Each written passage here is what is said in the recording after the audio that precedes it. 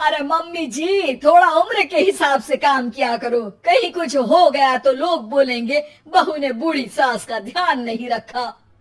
बहू, तुम भी थोड़ा कम और धीरे बोला करो।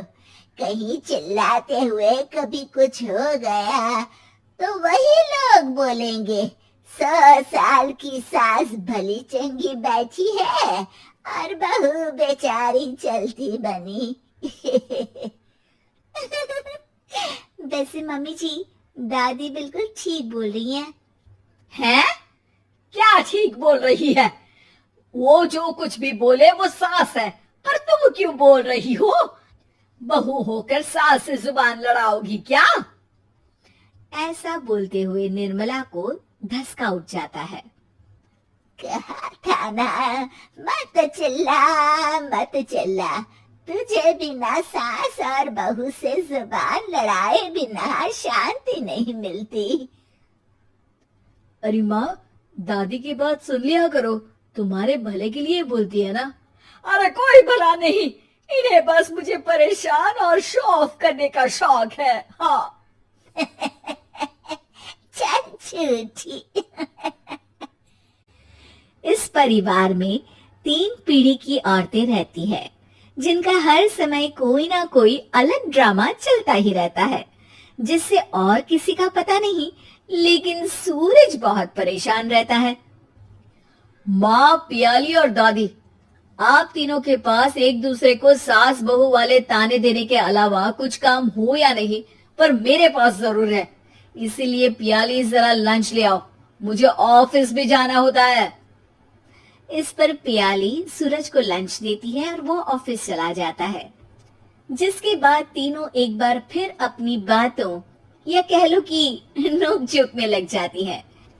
इसी में दिन बीत जाता है। रात को सूरज के साथ उसके दोस्त भी खाने पर आते हैं।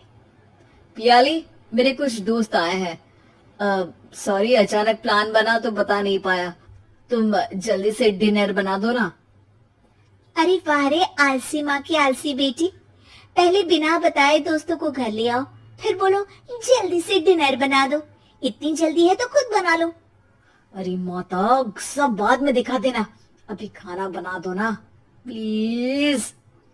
ऐसा बोल के सूरज दोस्तों के पास जाकर बैठ जाता है और पियाली डिनर की टेंशन में अपनी सास के पास पहुंच जाती है, जो अपने कमरे में आराम कर रही होती है। मम्मी, सूरज अचानक दोस्तों को घर ले आए हैं, क्या करूं अब?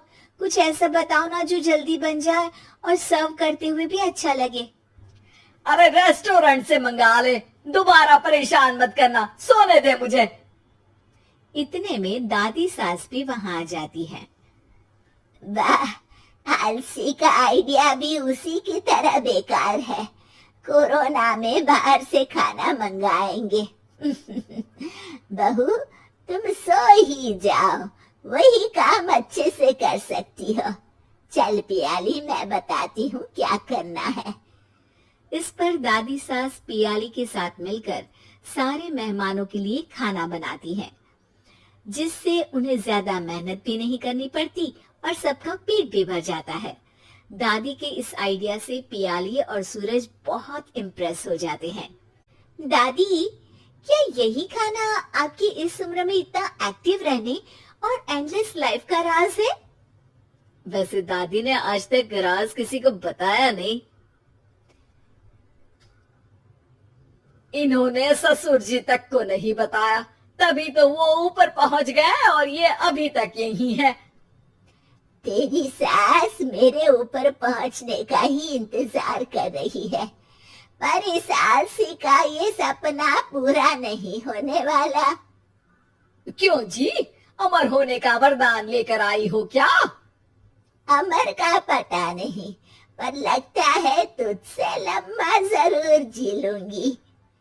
इससे पहले कि दोनों सास बहू में कोई बहस शुरू होती, पियाली बीच में बोल पड़ती है। ठीक है, आप दोनों लड़ क्यों रही हैं? हम तो चाहते हैं कि आप दोनों हमारे साथ हमेशा रहें। पियाली की बातों पर दोनों शांत हो जाते हैं और उनकी लाइफ पहले जैसे चलने लगती है, जहां दादी सुबह जल्दी उठकर कुछ न कुछ काम करते हुए पूरा दिन बिताती है, तो वहीं निर्मला और पियाली लेट उठने से लेकर धीरे धीरे आलस में काम करना और जब मर्जी सो जाने से अपना दिन बिताती हैं। एक दिन निर्मला की सहेली उनके घर आती है। अरे क्यों अरे निर्मला, कैसे चल रही है जिंदगी? सब बढ़िया, बस ये बुढ़िया ऊपर जाए तो ज्यादा अच्छा होगा। अरे ऐसा क्यों बोलती हो? तुम्हें तो उनसे सीखना चाहिए, वो बहुत फुर्तीली हैं। मैं उन्हें रोज मॉर्निंग वॉक करते हुए देखती हूँ, और वहीं तुम और तुम्हारी बहू है जिन्होंने शायद सुबह का सूरज आज तक देखा ही नहीं होगा। सहेली की बात सुनते ही निर्मला भड़क कर चिल्लाते हुए पियाली और अपनी सास को वहां बुलाती है, जिनके साथ सूरज भी वहां आ जाता है, और ये सब देख सहेली वहां से चली जाती है। अरे सासू माँ, आपको हमसे क्या दिक्कत है? अब तो मेरी सहेलियां भी आपकी वजह से मुझे ताने देने लगी है। मम्मी जी, कुछ तो लोग कहेंगे, लोगों का काम है कहना, आप इग्नोर करो ना। अच्छा वैसे महारानी, वो तुम्हें भी वही सब बोल रही थी? है? मैंने क्या किया? अरे किलस क्यों रही हो? अब तो समझो और अपना लाइफस्टाइल सुधारो। ओ मोरी मैया, अब हमारा लाइफस्टाइल भी खराब हो गया क्या? आपका तो हाई फाई है ना, बस उतना ही ठीक है। तुम लोग हमेशा पूछते हो ना कि मेरी इस उम्र और अभी भी इतने एक्टिव रहने का राज क्या है, तो वो ये लाइफ स्टाइल ही है, जिसे हाई फाई नहीं पर सिंपल कहते हैं। दादी, अब कहना क्या चाहती हो?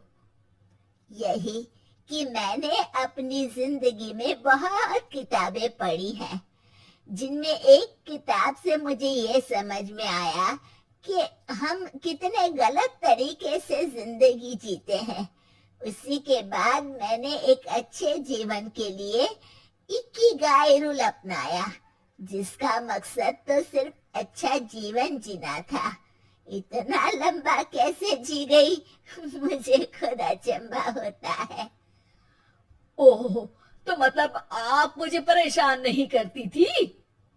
वो तो आप करती हैं। वैसे ये इकिगाई क्या है? थोड़ी रिसर्च खुद भी कर लो आलसियों, सब मैं ही बता दूं क्या?